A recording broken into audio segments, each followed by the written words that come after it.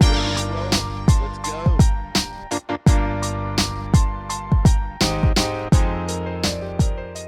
There he is. There's the video. What's up, man? It's good. It's good to meet you. I was just joking around saying that as our health and wellness expert is about to jump in, I was popping all my supplements and vitamins. So good for you. Do you want to ask me what they were? I'm just kidding. I just realized my headset's not working, but I guess I don't need it. Yeah, take it. Can you hear us okay? Yeah, everything's good. Yeah, and we can hear you. We can hear you great. So I'm really excited about this, Aaron. First of all, you and I have never spoken, but obviously introduced by a more than a mutual acquaintance for some of us. Right. I usually don't say, give me, and doors opening and people walking in is totally fine. Wait a minute. It turns out it's a dog. I was going to say, is this a human, a little human, or is this a dog that just walked in? It's a dog, and unfortunately the landscapers are here, and that's going to be a problem because she will bark when they are over by this window. See you later.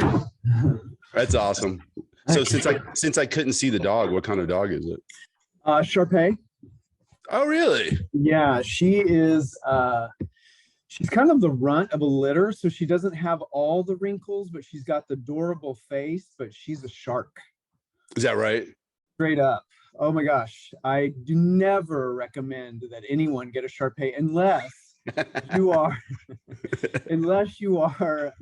just a one-person household, because they're very great guard dogs, but they select one person and they guard that person at all costs.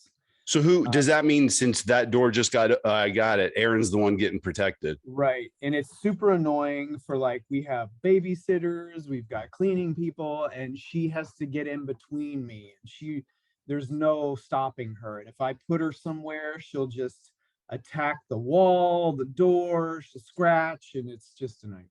And you didn't know that before you got the Shar-Pei? Well, no, as it turns out, she wasn't our choice so much as an inherited dog. She was a very good friend of ours, passed away, and he was a single dude, one dog. She was a great setup. And then he passed away. And so she was this was her second home. Okay. So we took her in and she chose me. So note to self, if I ever get a Shar-Pei, it's like a competition with my wife to see who can win the protection first. Right. Well, I mean, I think really what it was, because Paul was kind of like, why didn't she choose me? Richie was my friend, and she would get a lot further with him than she would with me. And I think it was just because I was home, I was tending to the other dogs and the kids. And so she was just zeroed in on, this dude's caring for me, I got his back. Right. Yeah. Well, that would be tough for me then. So I just got to remember, if I get a Shar-Pei, I need to bring the Shar-Pei to work every day then, right? Pretty much. Or else it's not going to work. So yeah. I was going to say, I don't normally say, okay, give us your bio. But in this case, just to kick this off, and then, man, I'm really excited about this one, because I'm kind of I don't know, I guess I'm an armchair health nut. I'm not a health nut, but I'm interested. I clearly understand the value of outcomes that are relative to small changes that you can make, in your life. And by the way, yeah. I'm not the best at implementing any of those small changes, but I'm at least aware of them. So I'm beyond denial, I guess, is where we are. But quick introduction. Tell us about you, Aaron. So, gosh, let's see. I have been a marriage and family therapist. Well, honestly, since before I had formal education. It was just kind of a natural sort of gift. I just, like you're saying, I never, I knew what I wanted to do, but I didn't necessarily want to do that stuff, that work to get to it. And it also seemed like, not just an uphill battle, but a lot of money. To go to school when I was doing 100 other things. But eventually my calling, got the best of me, and I went to school, and let's see, that was back in 2005. So I think I've been licensed since 2008.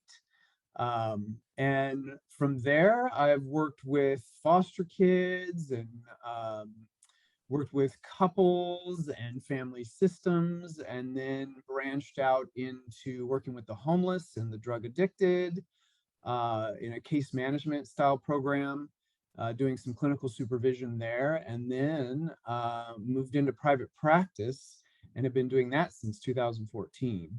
Okay. And I'm still doing that, but on a much smaller scale. And I'm also now, of course, the wellness director at Access Lending. And I definitely want to talk about Access Lending. I think a lot of what we're going to talk about will probably relate to the experiences that you're having with your learners, which is, I think, what you guys call them. Yes. So maybe just as you and I are kind of getting to know each other, you said you were practicing before you were practicing. You're practicing before you had the formal education. Was there something that, is it just kind of who you are? Is there something that drew you to that? Yeah, I mean, talk about it. you know, on a personal level, actually, it was my father, I think, that really sort of started my interest in psychology in general. And you know, he is a great father. He's a great dad. However, sometimes I didn't quite grasp, you know, the messages that you receive from your family, the unverbalized messages of the roles and rules of engagement, and they didn't make sense to me. And he seemed kind of irrational to me. And you know, so I was always very curious, psychologically speaking, from him. That's where it began. And I even, I'll say, as a teenager, and as I, you know, started to grow into this even more, and you know, getting to know, you know, getting my whole social world figured out, I started to then try to diagnose him. Before I'm sure he loved that. Oh yeah, it was really funny. He's like, "What's happening here?" Because I was like, "I think you have ADHD." But yeah, but he is the person who started all of that for me, I would say, the curiosity. But then, you know, in my own social world, I just was that go-to guy with all of my friends. People felt very comfortable speaking to me. Nothing shocked me for whatever reason. You know, and I would talk as a kid about what was going on in my family with great ease. And you know, my brother, on the other hand, he was 5 years older, and he was like, "We don't talk about these things." I'm like, "Well, I do." So it was just kind of, I don't know, it's just this natural progression of who I am, really. Yeah, that's interesting. I'm curious, for somebody that's like that growing up. I mean, it sounds like you've been like that for as long as you can remember. Was it difficult for you to then find people that you could talk to? No. So there's this beautiful thing, I'm not sure if you've ever heard of it, but being a process talker. Never heard of it. So Explain. yeah, it's kind of, it's a term we might use in therapy when somebody just has to spew. You know, once they throw their words out, then they can make sense of everything. But it's just that holding it in that keeps them from processing it. So I've always been that way. So I'll talk to a wall. You know, or at least I was when I was a kid. I could pretty much talk to anyone. And my family used to scratch their heads, you know, "Why are you on the phone for hours talking?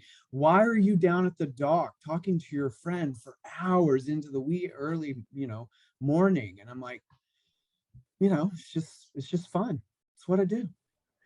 And I wondered about that because, you know, anybody that's in a particular profession where they're the expert, right? Then you wonder, well, how do you get that from someone else, or do you even ask for it? And so it sounds like it's come pretty naturally for you. It has, you know, I honestly, not until I had my formal education was I more clear about, you know, what I was projecting versus what's coming at me, and whether a person is actually hearing me, and instead of just trying to project back, you know, their own stuff to me. I wasn't able to discern that when I was younger. But as a professional, you know, we are required to, you know, when we're in the licensing process, we're required to seek therapy ourselves. And I maintained my therapist relationship, oh gosh, let me think, right up until I married Paul, actually. So it Okay. was 2012, I think, right before I moved up to, I was in Southern California, but when I moved up to Northern California, is when I stopped seeing her. And I'm sure at any point in time, and I will, if I need to, seek her support or another therapist, because we Does can't that see all of our stuff. you so you made me think of something. Did you say that as a licensed therapist, there is a requirement for you to also have, okay, so how does that work? So if you don't currently have that set up yourself right now, is there like a time frame in which you need to have shown that you've set that up? Oh, yes. So I didn't you know have, that.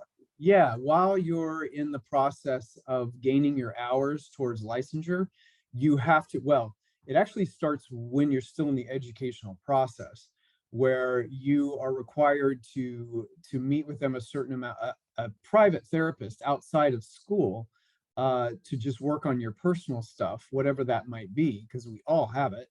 Um, so you're required to do a certain number of hours. I don't recall how many it was in that initial stages, but then as a part of your licensure, you also are required to fulfill a certain amount of hours. I mean, we have to do a total of 3,000 internship hours working with directly with, a variety of population. Um, and so that was part of that requirement as well. I want to say it was like maybe 10 hours, but honestly, I would say most therapists need more than that. You would probably say that most people need a lot more than I that. mean, I think Just human so, beings. but I'll say especially therapists too. I Right. went into the field thinking that we had to have all our ducks in a row. We really need to have our shit together, was Mm-hmm. what I thought. But as I entered the field and started to meet other therapists, I was realizing not everybody thinks that way. In fact, a lot of folks don't. They put a blind eye. They're really good at working with somebody else's stuff, but not their own. And I'm sure you may have heard that, and others, have also have this idea of wounded healers, if you will. Sure. Um, and there's a lot of that, and it's kind of hard to separate that out as well. How do you know? Well, it's kind of using your gut, whether or not you're getting good therapy or not. But Meaning, do you actually have to experience and manage your own therapy of certain pains to be able to then help someone else manage their pain? I almost envision that as like a player coach philosophy, where just because Michael Jordan was one of the greatest basketball players ever doesn't mean he would have been the greatest coach. And then vice versa. I could maybe be the greatest coach, but that doesn't mean I can compete with Michael Jordan, or I've ever even been on the right. floor with him. Well, it's a little more like this. They would warn us, when we were in the educational process. They would say, your issues are going to walk through the door. And, there's this thing called countertransference. There's transference, where a client may transfer some feelings of an authority figure or maybe even a parent on their therapist. But then countertransference is when a therapist has transference toward the client. Case in point, when I first had children, when we first, our son arrived, I was still seeing kids. And I kept this one kid client for a little bit longer than I should have. But I had countertransference with his mother, where, I was starting not to be able to separate my parenting from her parenting.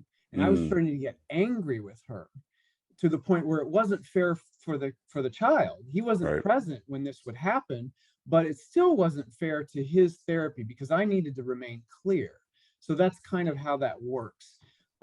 So I didn't, rather than seeking therapy about it, I chose not to see children until my kids are of a certain age, and let go of that client. I explained it to his father, who I was working more directly with, and he understood, and I referred them out. Yeah, that makes a ton of sense. This is such a huge question. What are some of the groups that you're working with now? I know you're still in, I think you're still in marriage counseling. Is that right? Okay. In private practice. And then with Access, you're working with students essentially, right? That are looking to learn about the mortgage industry, and eventually end up maybe in that industry. So there's a lot of education that's going on, but then there's a health and wellness component. I'm curious, strictly from a health and wellness perspective, what are some of the biggest hurdles or challenges that you're seeing today? And maybe a follow-up to that is that different from pre-COVID? Oh, yes. So I should mention too, that as a licensed marriage and family therapy, I want to differentiate between the different fields, because a lot of people get it confused, because as you just mentioned, you're saying that I'm a marriage and family therapist. Basically, my licensure is focused on relationships. Okay. So even though I don't necessarily see couples, I have a few, but I more or less see individuals, but we really focus our therapy around relationships. Got it. And I'll take it a step further by saying that for me, I particularly focus on the relationship to self, and then how does that project outward? Okay. So then LCSWs, or licensed clinical social workers, are more focused on the environment. Okay. And then psychologists are more focused on testing. Really, they do therapy, but they're more focused on testing and diagnosing and assessing and things of that nature. And then psychiatrists, of course, prescribe medication. Right. So that's kind of how it all works. So to answer your question, you were saying, what are the differences post-COVID related to individual and couples types of? Yeah, and maybe some of the bigger challenges that you're seeing now. Yeah. So COVID, on an individual level, really pushed all of our buttons. If you have any unfinished emotional business, it's going to be triggered, or I was seeing it more triggered in my office. People were more emotional, more frustrated, more stressed. So all of those issues that they may have been able to cope with, they suddenly weren't able to cope with, because a lot of them are stuck at home, and they're stuck in that environment where it's hard to, separate your professional and personal life when you're in one environment. And a lot of folks live in a compartmentalized way. Right. Now, add to that, your kids are home, or your spouse is home doing the same thing, and you have relationship problems. It just exacerbates the whole thing. So tolerance is low, frustration tolerance. So lots of divorces. I saw quite a few divorces. People trying to work it out, or at least pushed into therapy under the guise of, let's try to work this out, but then not necessarily able to. And it was the ones that I saw were long-standing issues. So great time. The flip side of that is it's a beautiful opportunity to get past this stuff, because as we all, we're forced to live in a totally different way than we've ever been accustomed to. We're given this opportunity to sort of rework how we approach our lives, and work through this emotional stuff that is necessary in order to live a life worth living, really. Sure. Yeah. Clearly you're a very positive guy. What was, and I've only known you for 12 minutes or so, but it comes across that. Was it frustrating for someone in your field, and someone who's obviously very sensitive, even if you weren't making money doing it, it's just kind of who you are, to see how the government, for lack of a better term, dealt with, and we don't need to get into a back and forth about right or wrong or whatever. I think one of the things that was always frustrating to me was the governments were put in difficult positions, and they had to make some really, really hard decisions. And it's easy on the outside to wait 5 minutes and then say, oh, that was a bad decision, I would have done such and such. But what was interesting to me were just these hardcore lockdowns that then didn't give advice on how to maybe take care of I'll give you an example. I used to joke around and I'd say, maybe instead of sending us money or other things, with the stimulus, why not send like a month's supply of vitamin D? Oh, nice. Or just, or maybe some Right. other things, like maybe a little pamphlet that says, hey, here's some things that you maybe want to do. How about go for a walk every day? Right. I'm curious where your head was when all these things were unfolding. You know, honestly, I was really, and not to get into politics at all, but back when Obama was in office, and I was working with the folks that were homeless and drug addicted, there was this thing called mental health parity that was spoken about at length, and it seemed to be almost a push or a rise up of mental health. And then that all, I don't know if it was almost like it just all got lost. All of that information, the idea of mental health as a precursor to physical health, was something that was being talked about in Congress, which is amazing. And I was like, oh my gosh, we're going there. This is fantastic. And then it just all stopped. And I don't know, I won't say that it had to do with anything political Trump. I won't say it had anything to do with Trump or Republicans. It just seemed like suddenly they took a detour going the opposite direction. Like, oh no, let's forget about all that, and we're going to throw narcissists at the public. But this entire experience to me has been toxic, narcissistic. What's the term? It's quite popular now. That's oh gosh, it just left me. Gaslighting. Oh Lots yeah, of for sure.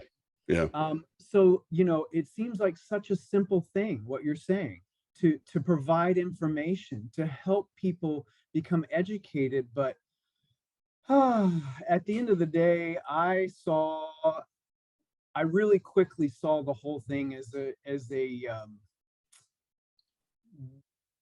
geared towards some other need or want.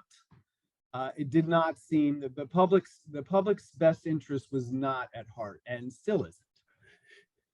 No, I would agree with you. I think some people, and I don't notice that it's a huge percentage of people, but some people then actually used it as an opportunity to get healthier than they've ever been in their lives. And especially from a physical perspective, whether it's that, hey, I'm going to force myself to go for a walk on a daily basis, or I'm going to start taking yoga classes, or I'm going to look for some supplements. And by the way, generally what I find is that 1 + 1 in that scenario doesn't equal 2. It equals a multiple of 2, because if I'm taking the supplements and I'm going for a walk, well, then maybe I'm not going to eat extra sugar at night or whatever. I'm going to try to get more sleep than just 4 or 5 hours. That was a consequence and these outcomes from a lockdown that I thought were really interesting. I want to ask you a question, kind of an old school question, and let's not assume that I actually feel this way. But okay. you were talking about actually, I don't know why I said, let's assume I don't feel that, because now everybody's just going to assume that I do actually feel that way. But I try to do my best to always openly communicate both sides of an argument and just see what I think when I say it out loud or when I have a conversation with someone before I form a complete opinion about it. But, sure. You're talking about mental health and it being, top of mind in Congress before some things changed and then it kind of fell off a cliff. And you made a comment about mental health being a precursor to negative physical health. What about the opposite though? Because I feel like that's just as prevalent, right? Like a lack of physical health and wellness that then leads to a dramatic turn in mental health and wellness. Absolutely. I mean, what you were describing with, multiples of 2, 1 + 1 equals, multiples of 2. It's the idea that, there's several components and there's momentum. If a person starts to eat a little healthier, then they're like, oh, well, what happens if I start to exercise, and vice versa? What happens if I start exercising and then I'm like, oh, I'm going to pay attention to what I eat. Oh, there's changes happening. Oh, and it turns out I'm affecting, the chemistry of my brain. So, we know that for folks who say have depression, exercise creates the chemistry to fight depression. it creates the good chemistry. So it's always an and both. I mean, you want to focus on all aspects of health. I mean, you really, really do. So it's not just one. I think that, you know, any way in is a great way to start expanding the idea of health, and I'll say wellness too. Just the concept of do something. Don't overthink it to start, right? Right. And that's what most people do. You know, and I've been that person as well, where it's like, oh, I just can't imagine. You know, it's just, I'm overwhelmed with what's on my plate already. You know, there's no way that I could get off my ass. You know, I mean, I've been there.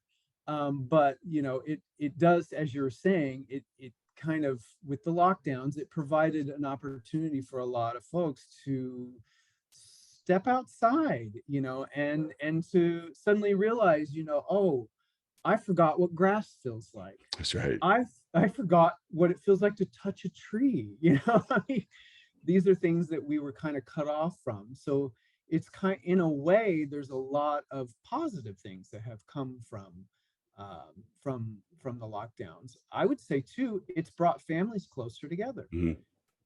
My family, not just my immediate family, but my family who lives out of state, we started Zooming every week. We weren't doing that before COVID.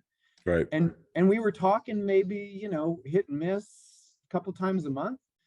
So, you know, I think those are some really good takeaways from the lockdowns.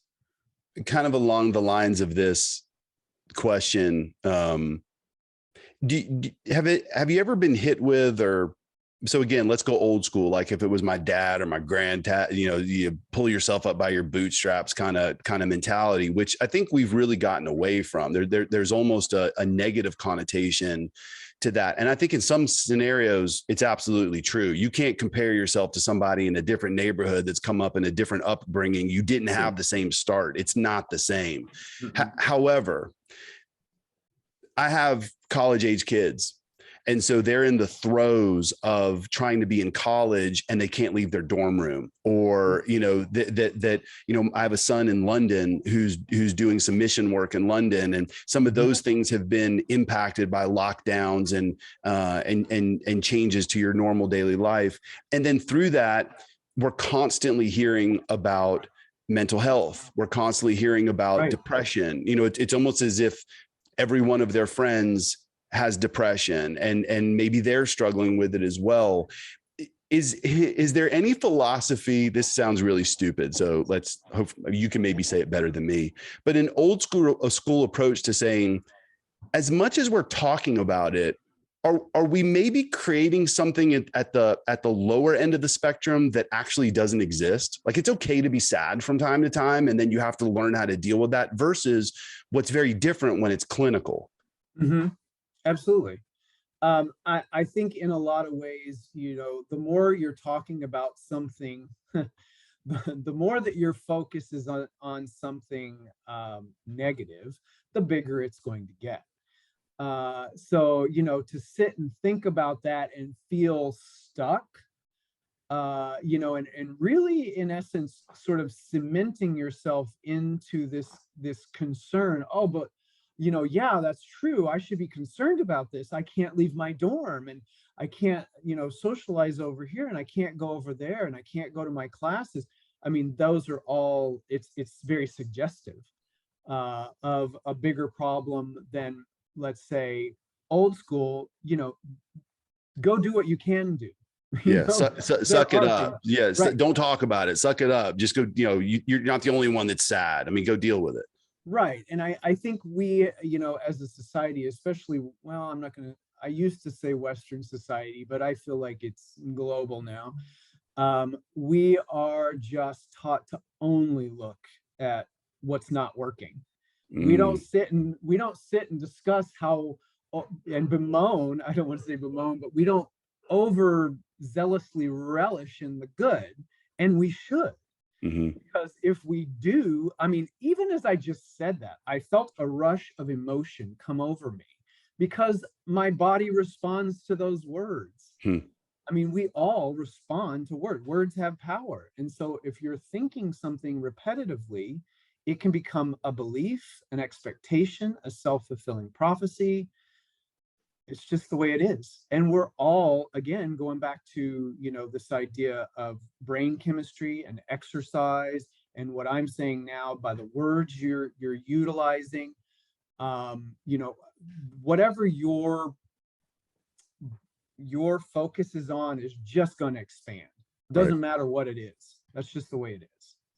Yeah, that makes a lot of sense, which almost brings some credibility to both sides of the argument, right? Mm-hmm. Which is if you're hyper focused on being depressed all the time, even if it's not clinical, that's just going to add weight to the way that you're already feeling. If you're hyper focused on, I'm going to go for a walk, or I'm going to think of something positive. Look, man, I struggle with this. My wife, when she listens to this, is going to shake her head and look at me and say, I hope you were listening to Dr. Foster while he was talking, because I'm the worst. Well, I'm not the worst, but I'm pretty bad when it comes to, I can have my game face on at work for 12 straight hours, but when I go home, I have a countenance about me that's not fair sometimes to her, or it's not fair to other people in the house. I'm not mean to anybody. I'm not complaining. I don't tell them about all the things, but these are the people that love you, right? They can look they can look at your face and they can tell. It's a hard thing to do. And then for somebody like me, like I would look at you, Aaron, and I'd say, what do you mean all I have to do is say something? Like, that sounds like the silliest thing ever. I don't disagree with you, but I would guess that maybe you get pushback on that. Some, like, I'm supposed to give I remember, like, was it Stuart Smalley, or the guy that gave the positive affirmations on Saturday Night Live? That's what I'm picturing. Yeah. And honestly, I take it a bit further, because, to just be positive, there was that movement. Well, just think positively, just be optimistic. PMA, positive mental attitude. It's not something that comes naturally for a lot of people. And, there is another brand of therapy, or an approach, that's called acceptance and commitment therapy. And what they like to sort of coin these ideas in helpful versus unhelpful. If I'm thinking in an unhelpful way, how's that serving me? If I'm thinking in a helpful way, well, you can pretty much find out quickly how it's, you ask yourself that question, take away positive and negative, and just coin it helpful or unhelpful. Sorry about the noise. You're good. Then you can see how, again, going back to whatever your focus is going to, expand. So it's almost like a little raise of a window into this idea of moving away from, the rub of, well, just think positively. And honestly too, the other missing piece to thinking positively is the emotions are there. It's energy in motion. That is what an emotion is. And it's trying to express something. And if you don't put emotion with thought, you're working against yourself. Because the two, it's like an equation. The two go together, and it's a guidance system. And your thoughts, like a computer, your emotions are more tied to something grander, maybe sometimes. So you use those two, and you get to a level of discerning the difference, because sometimes people don't even know the difference between a thought and a feeling or an emotion.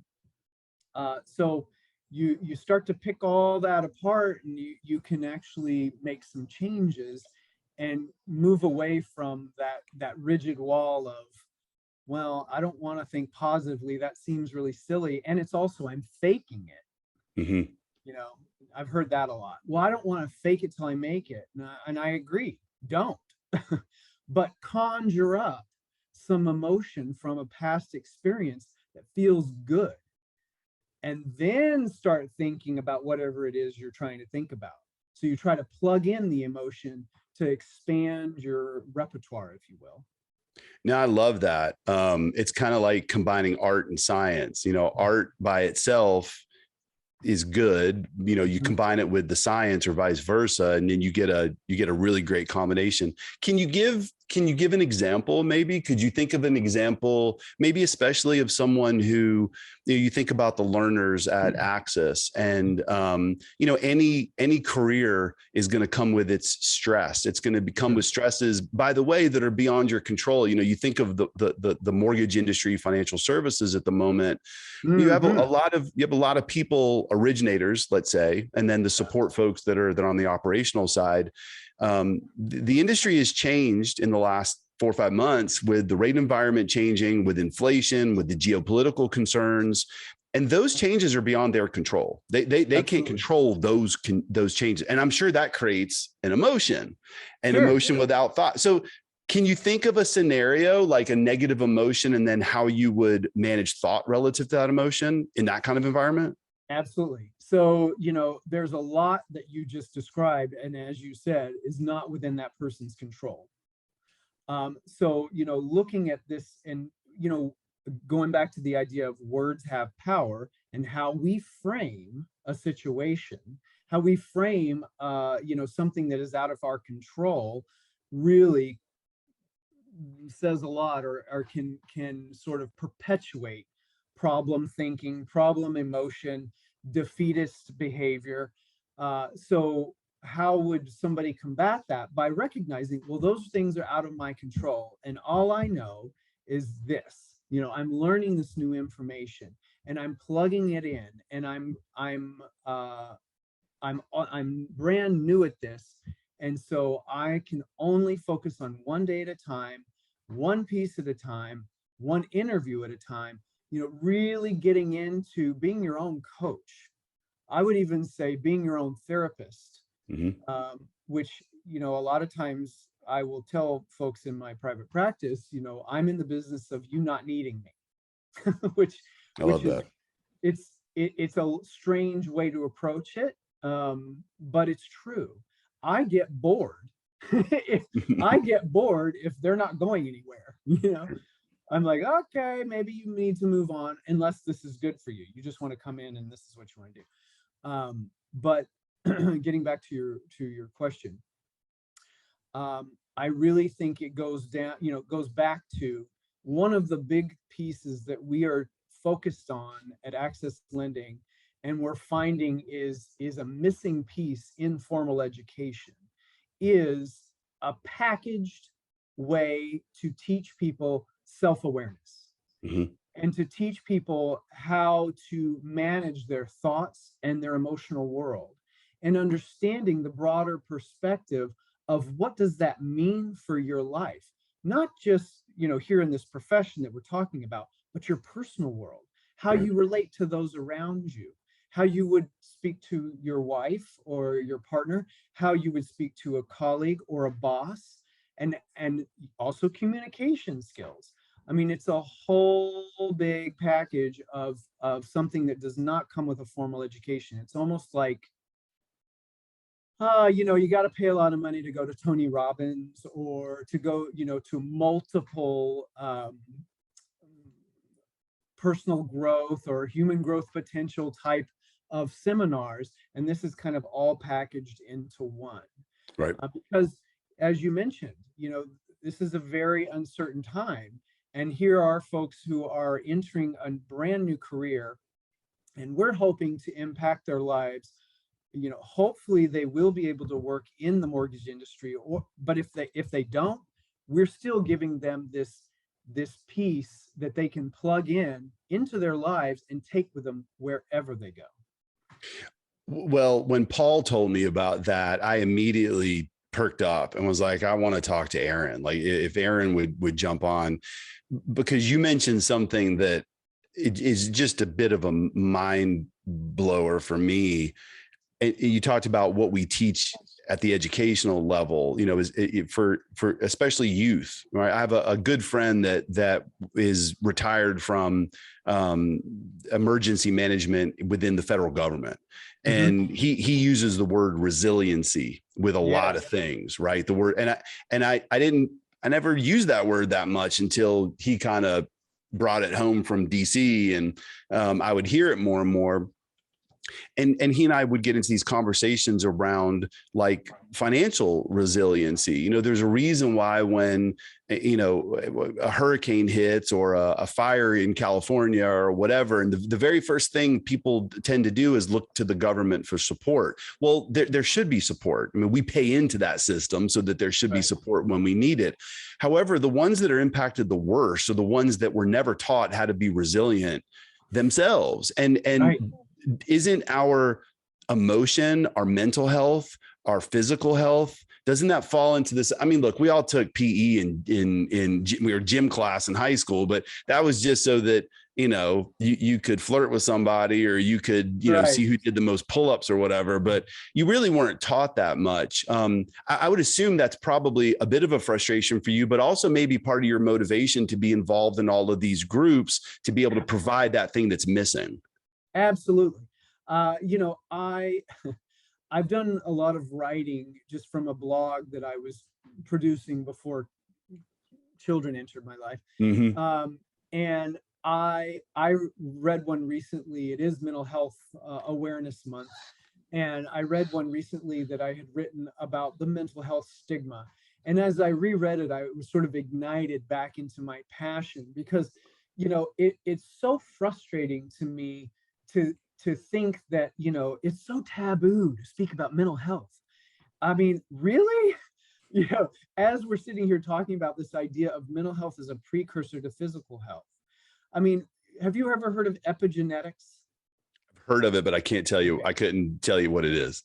So, you know, it just feeds right into what I'm talking about, because, you know, we talk about, we all have our genetics and we all have our predispositions related to our genetics. But do you know that epigenetics is really the study of the environmental impact on your genetics, which means that you can combat your genetics. Okay. That's not talked about. It's known, but it's not talked about. Meaning I don't have to just sit here and say, well, that was the hand that was dealt. Right. Cancer runs in my family. That's right. I'm not going to do anything about it, but cancer runs in my family. You know, so it's like, I don't know, I find it very frustrating because it is something we all have to do. We all have to, we have hygiene, you know, and I feel like we have mental health hygiene. And I think all of us to some degree have maybe, you know, our own ways of managing our mental health, but we still, again, don't talk about it.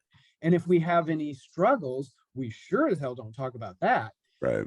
Which is just ridiculous, because we all have struggles and we all have problems. And every single person, by nature of being human, you can't be perfect. That's part of this experience, you know, and to be parented as, to be a parent and be parented, we perpetuate how we've been programmed by our parents. Right. And there again, once you get education, you can shift stuff around.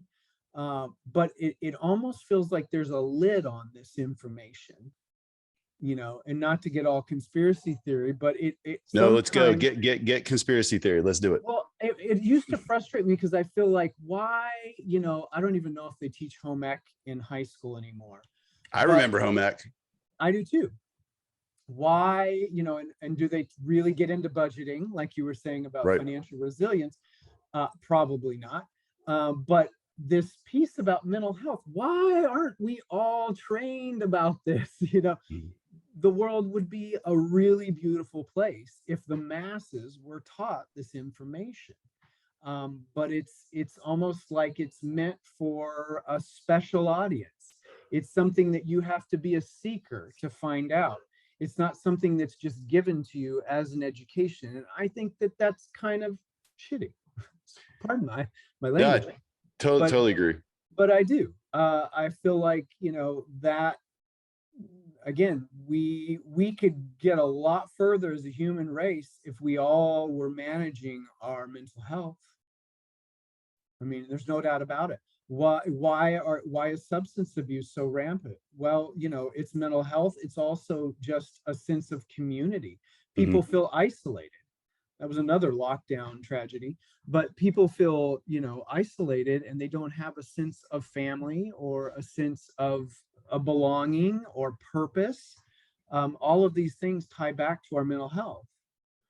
So how do you, in thinking about the individual, what about the individual that, and this is parenting for sure, but then it relates to leadership and management of other people that are on a team or within an organization. I think about things that we probably all see on a daily basis where people are clearly not taking very good care of themselves. mm-hmm. What kind of advice do you give leaders or managers when it comes to how to communicate things that will support personal well-being that then relate to the organization in a positive way? So speaking to subordinates? Mm-hmm. Sure. Okay. I think being curious, and this goes for even couples and families. I say, approaching, if you see something that is of concern, being personally curious and coming at it from that angle is, a way to create connection, which in leadership is huge and vastly important, to be able to connect to, your employees. But how, and you asked me, how does that then work in reference to the company or the culture or the mission? Well, here, I'll give you an example, maybe to make it a little bit easier. And this is a pretty low level example. So I'm not talking about somebody who's clearly belligerent or highly disruptive. I'm almost talking about the little things that over time, I think would decrease productivity and also increase the possibility of this individual maybe having, other personal or other issues. Just little things like someone's not in very good health or good shape, and you see what they eat for lunch, or you see sodas on their desk, or, candy in the morning or whatever. You know that if I could just help this person tweak this one little thing, it would probably benefit them personally. But I also know, somewhat selfishly, that it would probably benefit productivity as well. Right. Is that a door that should even get open? Do you cross a line if you have that conversation? I think, another reason to be curious, rather than coming from a place of, I want to share this information with this person, being more coming from the angle of, I'm curious how, I noticed that you eat, bugles every day. What's your, I don't know why I chose bugles. Something tells me Aaron likes bugles. I don't know why. How does that, make you feel, or what, do you have like an affinity to bugles, even joking about it, but in a fun loving, curious way. But I do think too, in relation to this example, that is a bit of a fine line.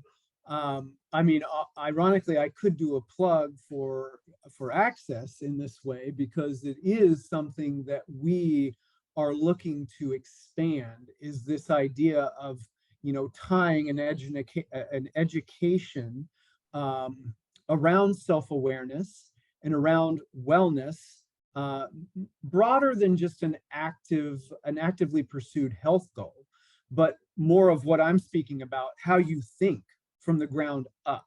So providing the education, especially from a third party as opposed to a leader, right, is better, it's more palpable. And then you're able to carry that information forward in groups to talk about and share, and there's 100 ways that could go from there. But as a leader, I would say, only thing you can really do is be curious, right, or figure out, how does that tie into some of the other factors that, or effects of eating bugles. So, productivity. I noticed that, last week you were on fire, and, the last 2 weeks, it seems like, you might be struggling, or things are a little slow. Is something going on? So really what you just did was it's first of all, you have to care. Right. Yes. And then you have to show that you care. And maybe those things start to have some trickle down effect. You know, this goes back to the word resiliency for me, though, because it, you know, you look around, look, there's plenty of things in my office on my desk right now that I'm sure are not positive from a productivity perspective. But it's that concept of thinking, does this thing help me or hurt me with what it is I'm trying to accomplish? You know, I've heard you and Paul use the term, you know, work-life balance gets thrown around. You guys, I think, use the word work-life integration, which I think is so much more valuable. And I'm kind of getting it. This is a really stupid example with Coca-Cola sitting on someone's desk, but you know, I'm trying to think those little things that then turn into bigger things. And there is an integration between work and ultimately life. These things all do impact each other. What are there tips that you're giving your learners about just simple tips to take better care of themselves that then relate to better productivity and outcomes, even in the workplace? Well, you know, so we have 3 different professionals in our wellness program. So we're coming at it from several angles. So quick tips, you know, I would say, you know, in relation to where it seems like your question is going, we have a certified nutritionist and certified trainer and nutrition specialist. And, you know, he focuses on being mindful, which mindfulness bleeds into my components within the wellness piece, you know, related to coping and how you're thinking, feeling, and behaving, and how to manage all that. But then John Bates is also working in, he does our executive coaching and our communication and building an origin story. And so we all kind of bleed into each other, but Brandon would probably be the one that would offer that.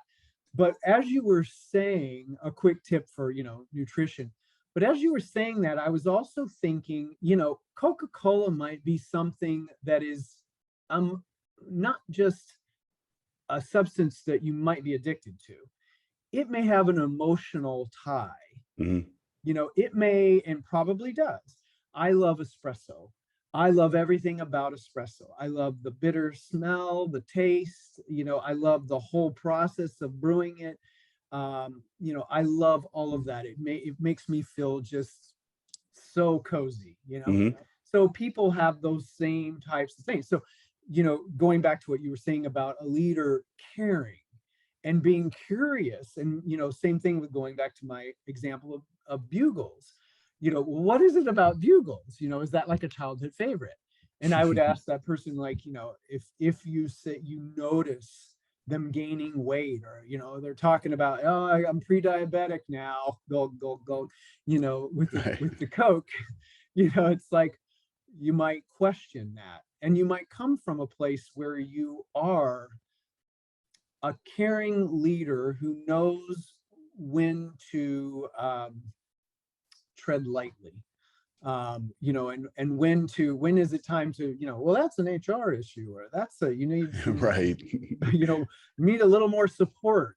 Have you thought about talking to somebody about that? But if you are the open door and you're coming in from a non-judgmental, that would be a big key, I would say, for leaders, being non-judgmental, and recognizing that, you know, this person is coming to their job just like I'm coming to my job, and they have their whole story of how they got to where they are, and there's no judgment in how they got here or how I got here. Right. We're just 2 people talking. I think, you know, that's a step toward gaining the space to care.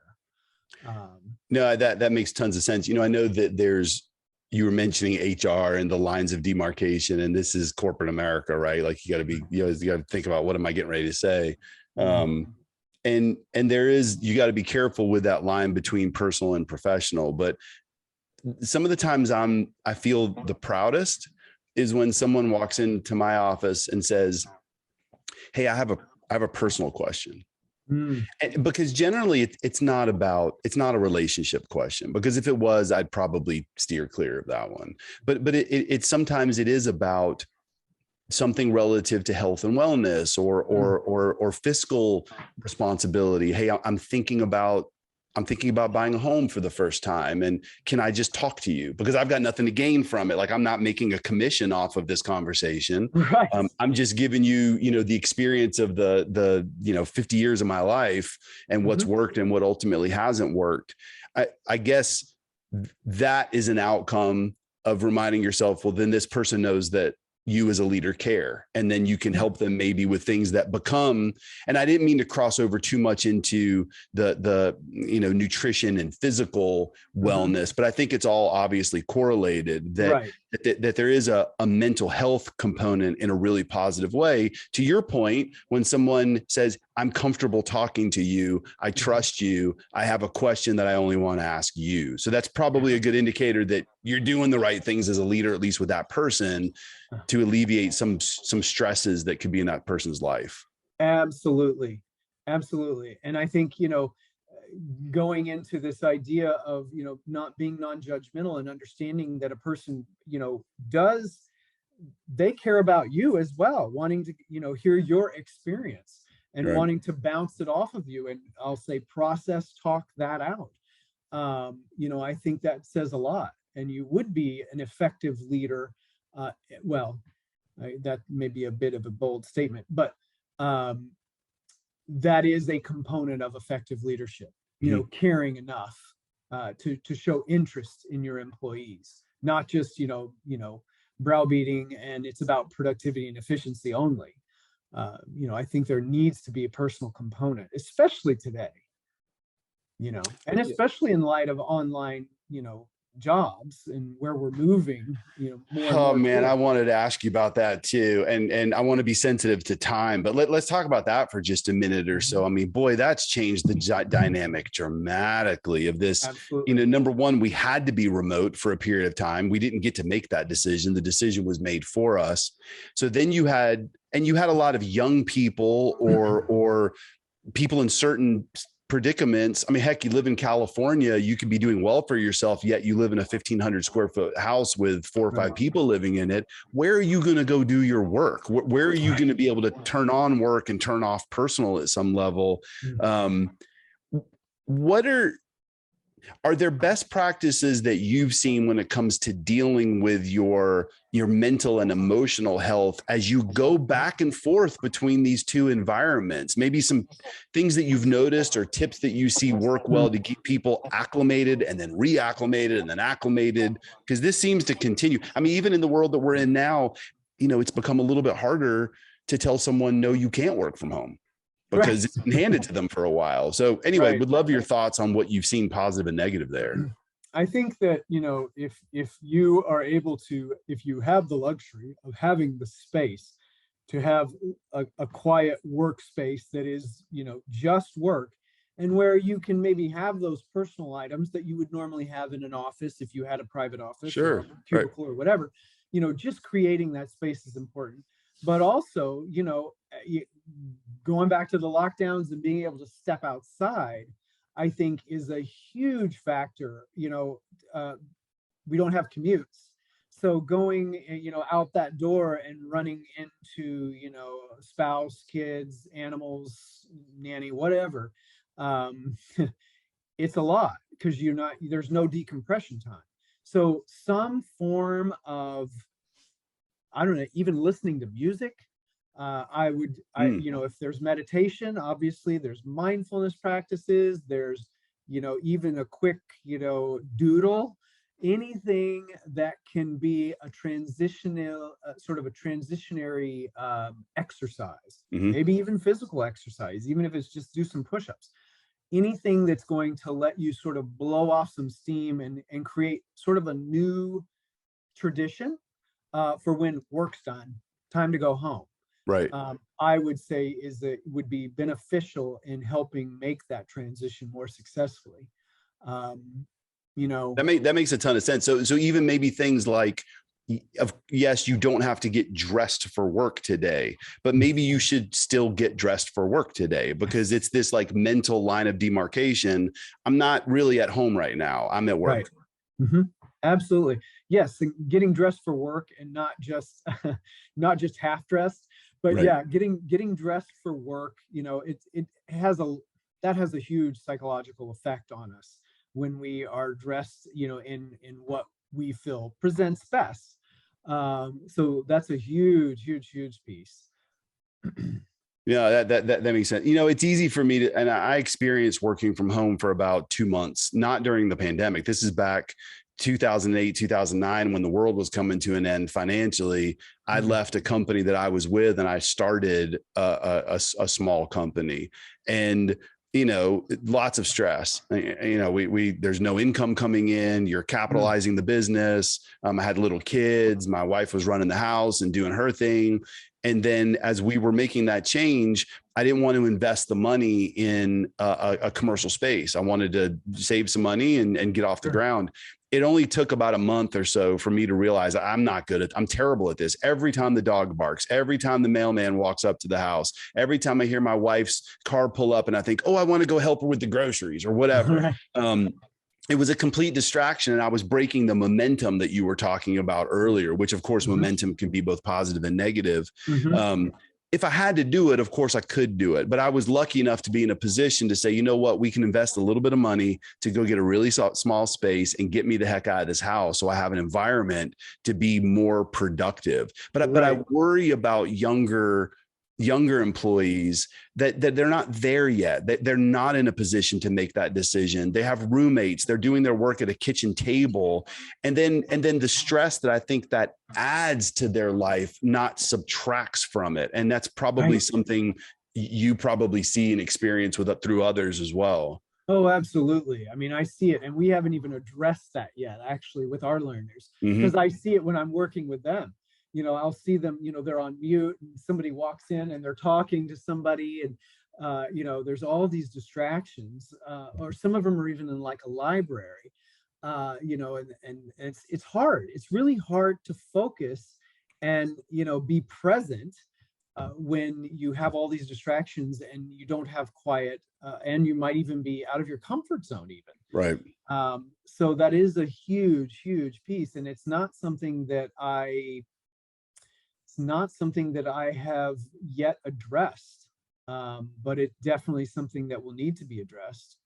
And as you're mentioning this, we are doing some external work related to the wellness program, selling sort of this educational package to a startup that is all online, that's nationwide, and the culture that they want to create is one of cohesive closeness. And it's like, well, how do we do that? And they're all young. There's a very young startup group, and we have some ideas, but that piece, I mean, these are all of these folks will have a quiet space because they are professionals, but they're still young. Right. But going back to what you were saying, not everyone has, that space, that quiet, place to work where there is no distraction. So it's something that we'll have to address and needs to be talked about. And it puts the ownership in that individual to just simply have to work a little bit harder to be educated on the little things that maybe they can do to create a productive environment, when in fact they may not be in the best environment. I think about when I was in college, and I wish I'd have figured this out earlier in college, but the only way that I could do well on homework or test was I needed to leave my apartment or my dorm, and I needed to go to the library. And that's the only place where I could then say, if I'm at the library, I'm here to only do one thing. I'm not here to talk to my friends. I'm not here to do other things. But no, I figure that's something that you're experiencing. And I love to hear that you're putting programs together for outside firms as well as your learners. Yeah, we definitely, and just this conversation is making me think, yeah, that's something we need to put our heads together to discuss, because you're right. It's something that, you may think, you or I might think that it's a common sense to go somewhere quiet. But again, not everybody has that luxury. Right. You can't, and they may not even have a good enough wireless connection to go to a closet, to be, Right. isolated. So it's something that there has to be some forethought, and there has to be some creativity that person's going to have to apply, even if it's, just headphones, and maybe, putting up some temporary walls, Right. even if it's cardboard, just so you can focus. But yeah, that is a bigger problem as we're moving in this direction. As we close out, and you've hung with us for a while now, and Aaron, I really appreciate it. I'm almost weirdly disappointed. It's like I could just talk to you for 3 hours or so, but it's really honored and thankful that you took the time to hang out with us for a little bit and just give some thoughts and best practices. I think what you do is as valuable as anything, quite frankly, because I don't know how you can be successful at the little things if you're not working on other things that you might not think relate, right? And those are things that you touch on all the time. Is there anything that we didn't talk about that's top of mind for you, like when you think about things that are working well with your learners, or things that you're concerned about with people that are dealing with stress and need to manage that themselves? Anything that we didn't talk about that you want to throw out before we break? Oh, let's see. I don't think so. I mean, our program, is very comprehensive, but we've already spoken to the bread and butter for my piece, my component, and that is, how you're thinking and how you're feeling and how that impacts your behavior. And I would say for just about anyone out there, because we're all human, this is something that you can apply. If you just start to look at, well, I'm really perseverating. I'm really thinking a lot about this unhelpful thought. If you can just look at that for a second and decide, is there a way to switch the wording around to still be true, but make it more helpful? Mm-hmm. We call it a reframe. But is there a way to reframe this or reposition this to where it's a more helpful, propelling me forward, gaining some positive momentum?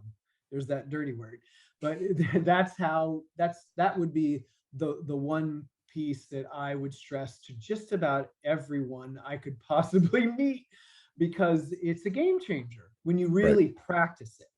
Not just lip service, but if you really practice this on a daily basis, waking up in the morning, first thing you think about is, I'm going to have a good day. Today's going to be a good day. And you say it with that kind of emotion. Just watch what happens. Yeah, no, I love that. And you've taught me the emotion and the thought piece, which is something I believe in, but I've never put two words together like that. That makes a ton of sense. Tell us, where should we find you? Where can we find you? Do you have a blog that you still put out? Obviously, Access Lending Academy, I would encourage everybody to go check out. Yes, Access Lending Academy. Also, I have a LinkedIn profile. It's John Aaron Foster, or I think it's actually just J. Aaron Foster. But also my blog is under my private practice website, which is fosteringawareness.org. Okay. That's where a lot of my writings are, and they're kind of fun. No, I love that. I'll check it out for sure. And then sort of to end on maybe a funny note, maybe not so much, but part two is maybe if we do part two, that's when we can get into mushrooms and psychotherapy. I had to throw it out there. That's hilarious. It has a place. I've not done it myself, but it definitely has a place. I've been curious myself. Well, I would tell you I haven't either. I'm wildly curious and have read a number of, Michael Pollan books and otherwise, but I joke around that, first of all, I will never run for office, but if I did end up being some high level elected official, I said, I might be the one that says, hey, instead of sending out COVID test and whatnot. Maybe we should be teaching people microdosing. We might also I'll be a lot nicer to each other, maybe. Right. That's one way to alter, thinking for sure. So let's both study up, and then we'll do a part 2 on that topic. I bet we'll have a whole different listener base. We might. That sounds like a fun time. Hey, Aaron, this is awesome. Thanks for coming on the walk with us. Look, man, if there's anything that I or our company can do for you, we love what you and Paul and the Axis team are doing. I see us being involved at some level at some point to be able to support. But hit us up if there's anything we do. And look, other than that, thanks for jumping on today, man. We'd love having you on the walk. Thank you so much, Eric. I really appreciate it. Yep, you got it. See you, Aaron. Take care.